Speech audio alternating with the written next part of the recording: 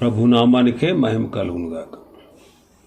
కూడి వచ్చిన మీ అందరికీ, కర్మల ఆత్మీయ సహవాస సంఘ విశ్వాసులందరికీ మన ప్రభువును ఆయన ప్రియ కుమారుడునైన యేసుక్రీస్తు వారి శ్రేష్టమైన నామలో శుభములు మరియు అందరికీ వందనాలు.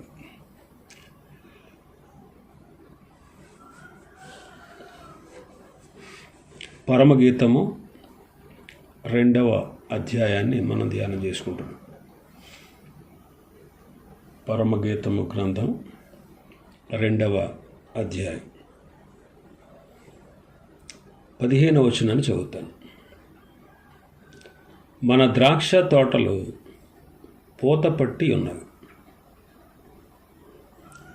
ద్రాక్ష తోటలను చెరుపు నక్కలను పట్టుకొనుడి.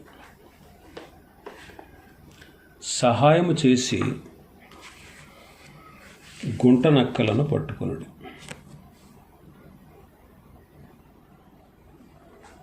మళ్ళా చదువుతాను. మన ద్రాక్ష తోటలు పూతపట్టి ఉన్నవి, ద్రాక్ష తోటలను చెరుపు నక్కలను పట్టుకొనుడి. సహాయము చేసి గుంట నక్కలను పట్టుకొనుడి.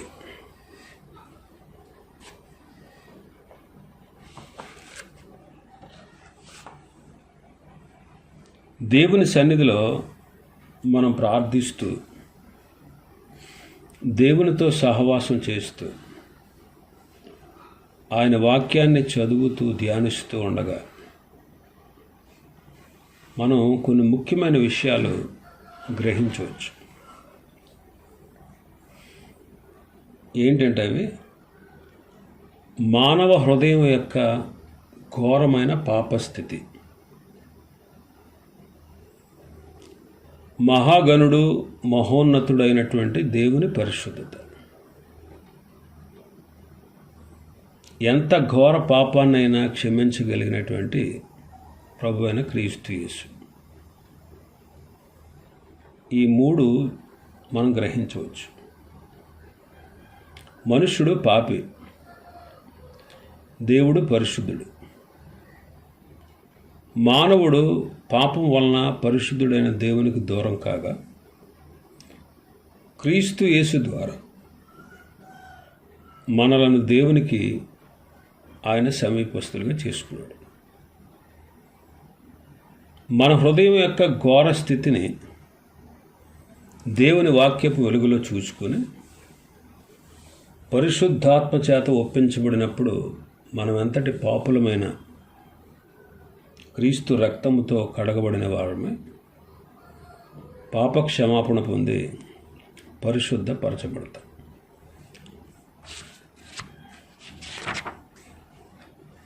ఇక్కడ మనం చదివినటువంటి వాక్యం, మన ద్రాక్ష తోటలు పూతపట్టి ఉన్నవి, ద్రాక్ష తోటలను చెరుపు నక్కలను పట్టుకోండి, గుంట నక్కలను పట్టుకోవడానికి నాకు సహాయం చేయండి అని మనం చదువుతున్నాం. మనం దేవుని వాక్యాన్ని విని రక్షించబడి ఆయన కృపలో ఎదుగుతూ ఉన్నప్పుడు తప్పనిసరిగా ఫలిస్తాం.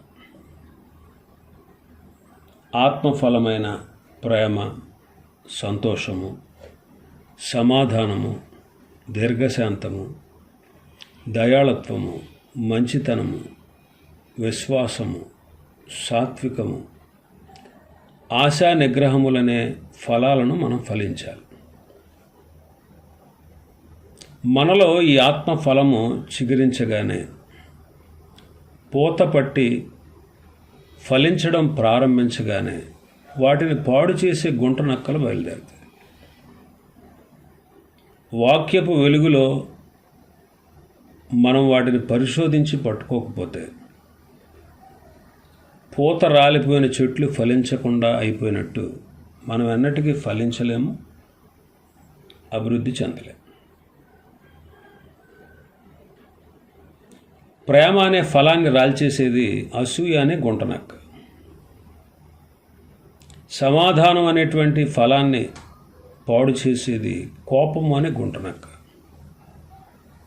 మంచితనం అనే ఫలాన్ని పాడు చేసేది సోమరితనం అనే గుంటనక్క. సాత్వికము అనేటువంటి ఫలాన్ని పాడు చేసేది గర్వం అనే గుంటనక్క. దయాళత్వం అనేటువంటి ఫలాన్ని పాడు చేసేది ధనాశ అనే గుంటనక్క. సంతోషం అనేటువంటి ఫలాన్ని పాడు చేసేది అపవిత్రత అనే గుంటనక్క. ఆశా నిగ్రహం అనే ఫలాన్ని పాడు చేసేది తిండిపోతనం అనే గుంటనక్క. మారు మనస్సుకు తగిన ఫలాలు ఫలించకుండా పాడు చేసే ఈ గుంట నక్కల్ని దేవుని వాక్యపు వెలుగులో మనం ఎప్పటికప్పుడు పరీక్షించి పట్టుకోకపోతే మన జీవితంలో ఆత్మ ఫలాల్ని మనం కలిగి ఉండలేం. నేడు అనేక మంది విశ్వాసుల్లో దేవుడు ఆశించిన ఫలములు కనుగొనలేకపోవడానికి గల కారణం వారి హృదయాల్లో చేరి వారిని పాడు చేసేటువంటి ఈ పాపాలే. ఈ పాపాలు మనల్ని చిక్కుల్లో పెట్టి ఆధ్యాత్మికంగా ఎదగకుండా ఫలించకుండా చేస్తూ ఉంటాయి. గర్వం, అసూయ, అపవిత్రత, కోపము, తిండిబోతనం, సోమరితనం, ధనాపేక్ష, ఈ పాపాల విషయంలో మనం దేవుని వాక్యం నుంచి హెచ్చరించబడతాం. మన ఆధ్యాత్మిక జీవితాన్ని పాడు చేసేటువంటి గుంటనక్కలు అన్నమాట. వాటిని పట్టుకొని మనం ప్రభు పాదాల దగ్గర తీసుకురావాలి. ప్రభు అంటారు కదా, యెషయా గ్రంథం 1వ అధ్యాయం 18-19 వచనాల్లో, రండి మన వివాదము తీర్చుకుందాం. మీ పాపములు రక్తము వలె ఎర్రనివైనను అవి హిమము వలె తెల్లబడతాయి. కెంపు వలె ఎర్రనివైనను అవి గొర్రెబొచ్చు వలె తెల్లనిపోతాయి. మీరు సమ్మతించి నా మాట వినిన ఎడల మీరు భూమి యొక్క మంచి పదార్థములను అనుభవింతురు అంటారు. సృష్టిలో పుట్టినటువంటి మొట్టమొదటి పాపం ఏంటో తెలుసా? గర్వం.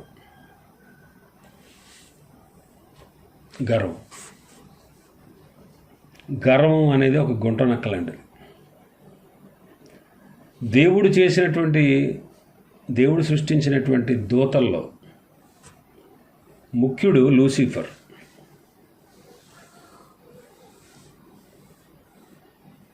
వాడిలో ఈ గర్వం కనిపిస్తుంది మొట్టమొదటిగా. వాడిని దేవుడు ప్రేమించి తనకు పరిచర్య చేయడానికి, ఆయన స్తుతించడానికి, అలాగే దూతలందరిపైన వాడిని అధికారిగా దేవుడు నియమించాడు.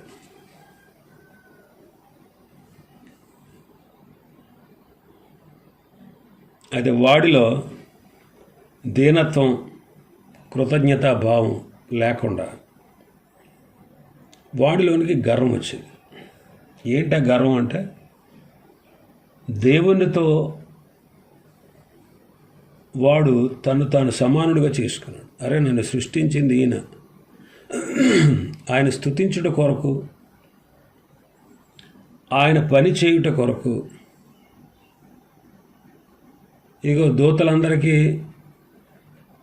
మాదిరిగా ఉండుట కొరకు ఆయన నన్ను సృష్టించాడే, నేను ఆయనకి కృతజ్ఞుడినై ఉండాలి, నేను ఆయనకి విధేయుడినై ఉండాలి అనేటువంటి ఆలోచన వాడికి లేదు.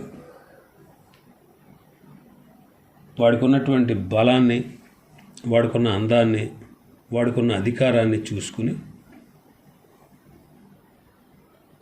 నేను ప్రభువుని తప్పించి నేనే గొప్పవాడిని అవ్వాలి, అధికారిని అవ్వాలని అనుకున్నాడు. సైతాను ఎప్పటికీ దేవుని వలె అధికారం చేయగలడా? సాతాను ఈ ముఖ్యమైనటువంటి దూత లూసిఫర్ దేవునితో సమానుడు కాగలడా? దేవుని వలె సృష్టించగలడా? దేవుని వలె లోకాన్ని పరిపాలించగలడా? అది ఎన్నటికీ వాడికి సాధ్యం కాదు. కానీ వాడిలో గర్వం వచ్చింది. అందుకే యెషయా గ్రంథంలో రాస్తాడు భక్తుడు. యెషయా గ్రంథం 14వ అధ్యాయం 12వ వచనం నుంచి మనం చూస్తే, తేజో నక్షత్రమా, వేకువ చుక్క, నీవెట్లు ఆకాశం నుండి పడితివి, జనములను పడగొట్టిన నీవు నేలమట్టు వరకు ఎట్లు నరకబడితివి. నేను ఆకాశమునికి ఎక్కిపోయేదను,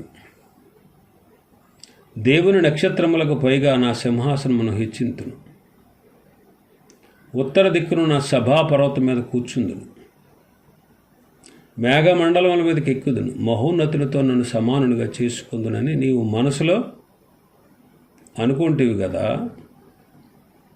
నీవు పాతాళమునకు, నరకములో ఒక మూలకు త్రోయబడితివే.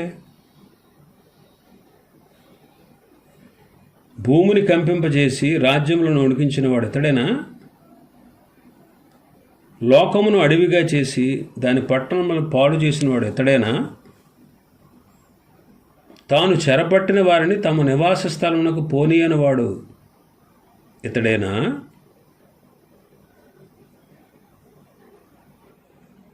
ఇక్కడ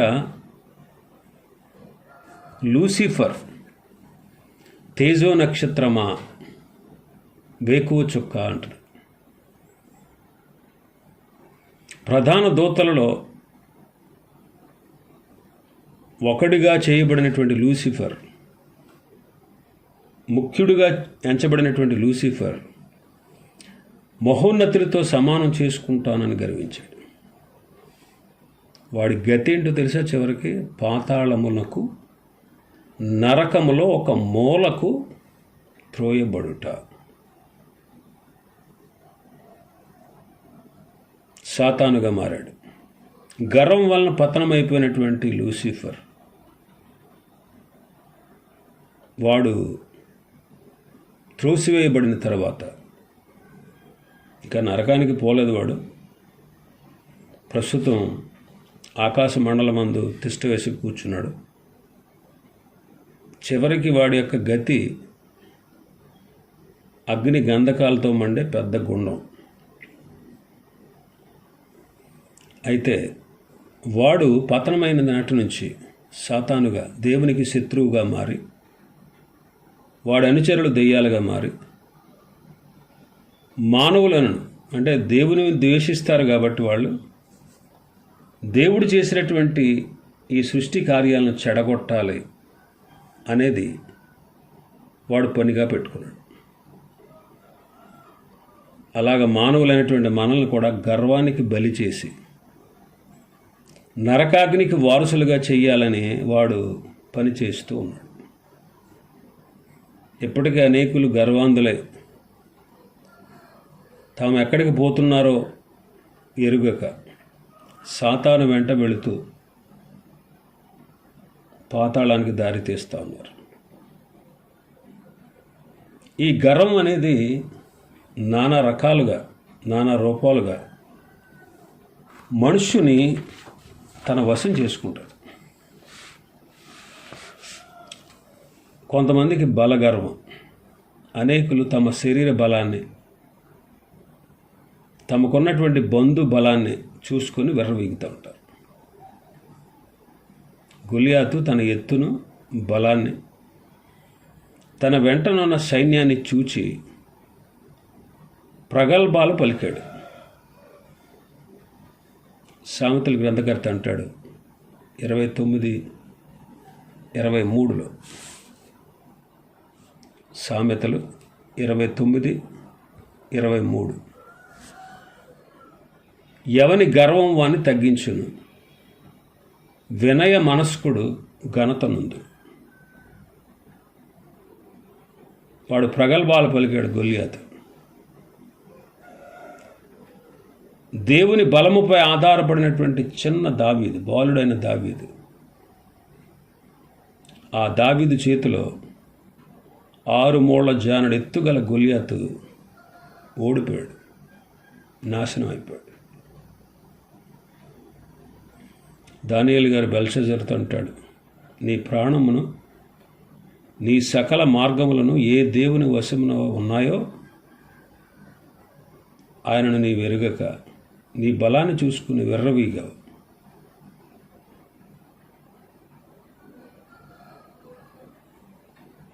కాబట్టి గమనించండి, మన ప్రాణము,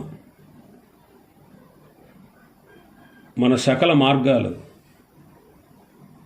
దేవుని వశములో ఉన్నాయని గుర్తుంచుకోవాలి.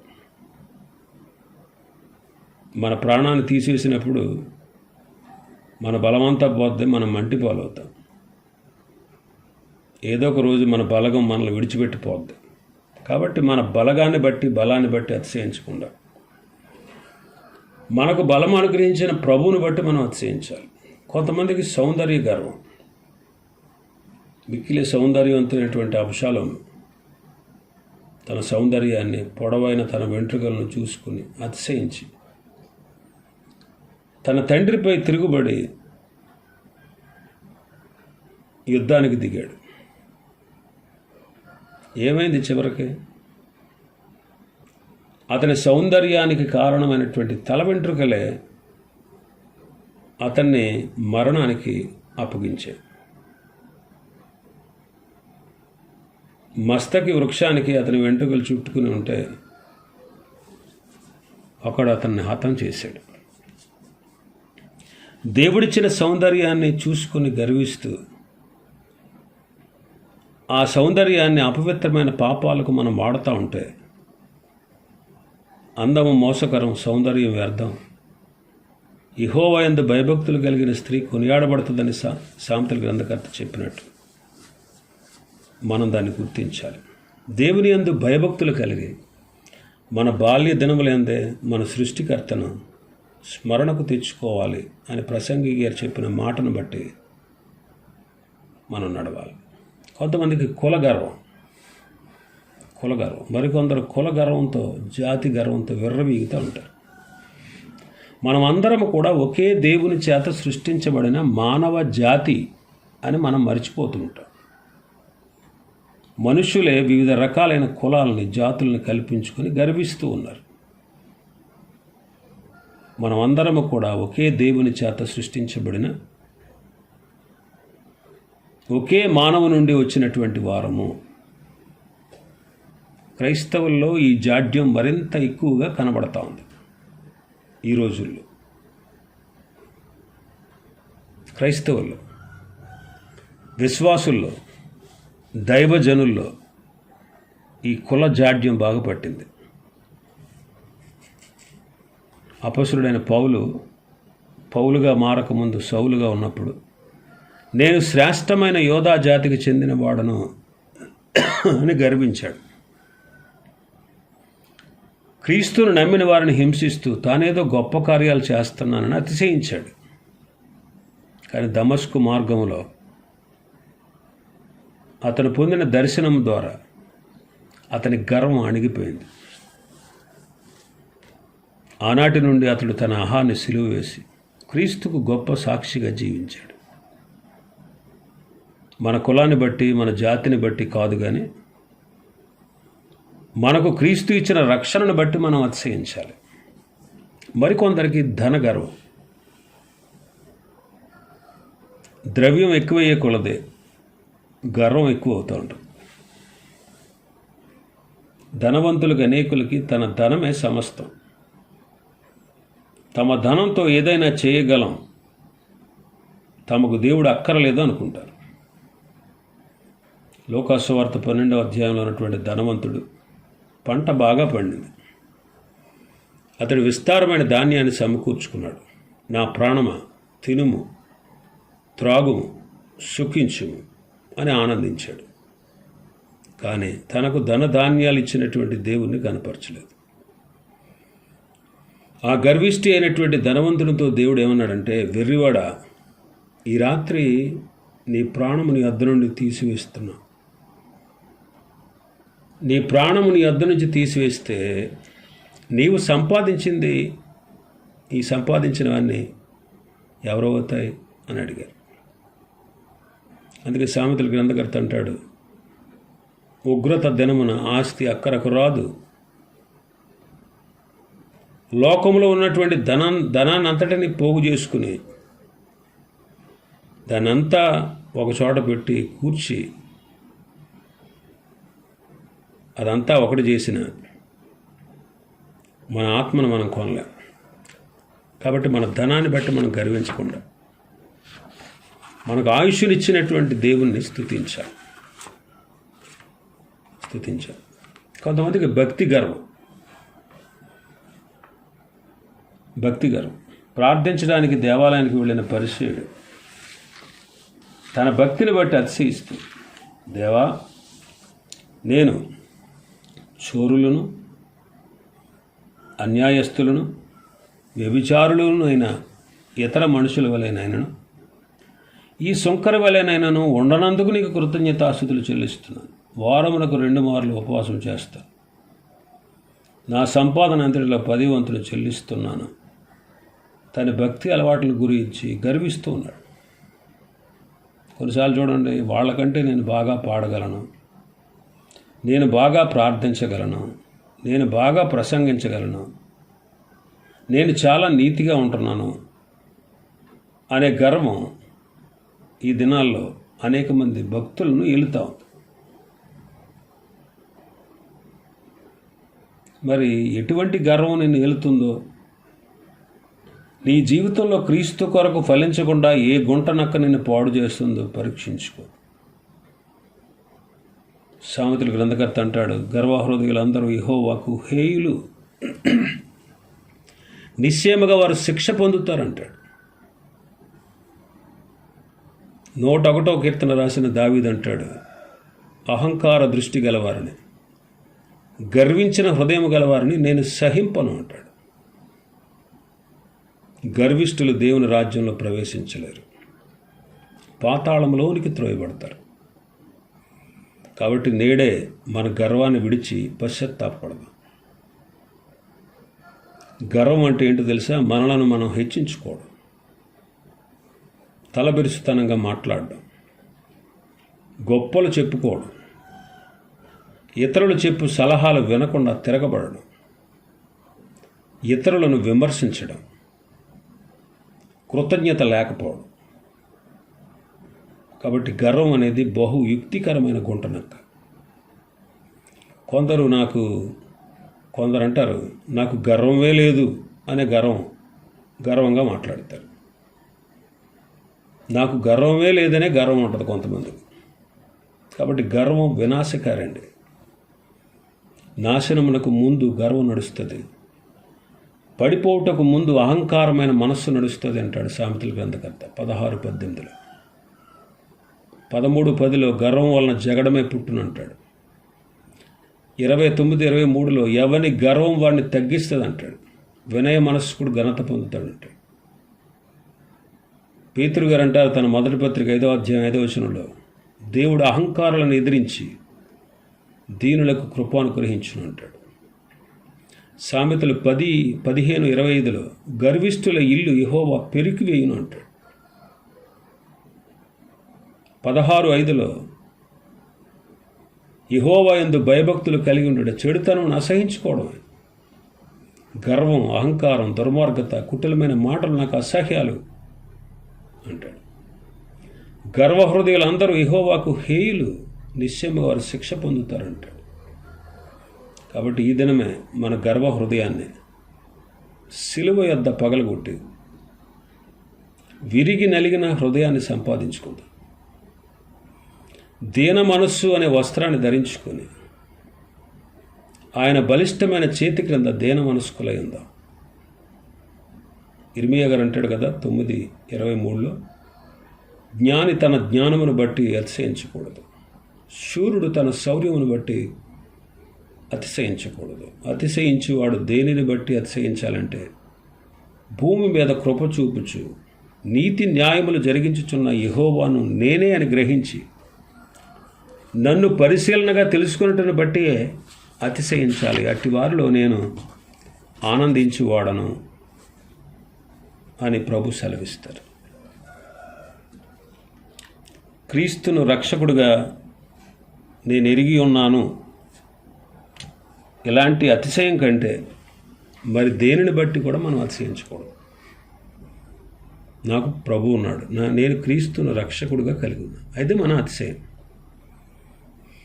అందుకే ప్రభు అయిన యేసుక్రీస్తు శిలువ యందు తప్ప మరి దేని యందును అతిశయించుట నాకు దూరమవునుగాక అని పౌలు భక్తుడు గలతీ పత్రికలో 6వ అధ్యాయం 14 అంటాడు. కాబట్టి గుంటనక్క, గర్వం అనేటువంటి గుంటనక్క మన ఆత్మీయ జీవితాన్ని పాడు చేస్తుంది, మనలో ఉండేటువంటి సాత్వికాన్ని తీసేస్తుంది. కాబట్టి సహాయం చేసి గుంట నక్కలను పట్టుకోండి. మన ద్రాక్ష తోటలు పూత పట్టి ఉన్నవి, ద్రాక్ష తోటలను చెరుపు నక్కలను పట్టుకోండి. ఇంకా చాలా విషయాలు ఉన్నాయి. ప్రభు చిత్తమైతే రేపటి దినం మరికొన్ని విషయాలు ధ్యానం చేసుకుందాం. దేవుడి వర్తమాన వాక్యాన్ని మన వినికిడిలో ఆశీర్వదించునుగాక. ఆమేన్.